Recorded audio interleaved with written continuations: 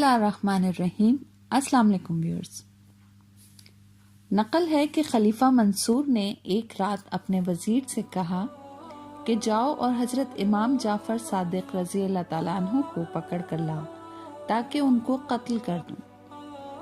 वजीर ने कहा, क्या वो सादिक जो गोशा नशीन और इबादत इलाही में मसरूफ है और बादशाह से किसी किस्म का ताल्लुक नहीं रखता? वजीर के इस कलाम से बादशाह बहुत नाराज हुआ। आखिरकार मजबूर होकर वजीर हजरत इमाम जाफर सादिक रज़ी अल्लाह ताला अन्हु को बुलाने के लिए चला गया। बादशाह ने अपने गुलामों से कहा कि जब इमाम जाफर सादिक तशरीफ लाएं और मैं अपने सर से टोपी उतारूं तो तुम उस वक्त उसको कत्ल कर देना। चनाचा जब आप तशरीफ लाए तो खलीफा ताज़ीम के लिए उठा और बड़ी इज्जत के साथ इस्तकबाल के लिए दौड़ा। आपको बिठाकर गुलामों की तरह दस्त बदस्ता बैठ गया। गुलामों ने बड़ा ताज्जुब किया।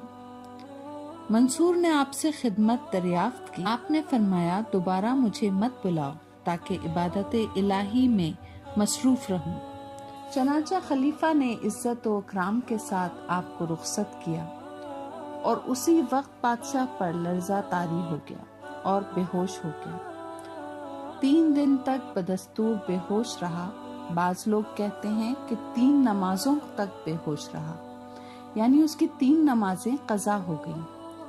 जब होश में आया तो वजीर ने माजरा दरियाफ्त किया और बादशाह ने कहा कि जब आप अंदर तशरीफ लाए तो मैंने देखा कि एक अजीम अस्तहा आपके हमराह था कि उसका एक लब महल के ऊपर के कंगरे पर और दूसरा सतह जमीन पर था और जबान से मुझको कह रहा था कि अगर तूने जर्रा भर भी तकलीफ दी तो तुझको निगल जाऊंगा।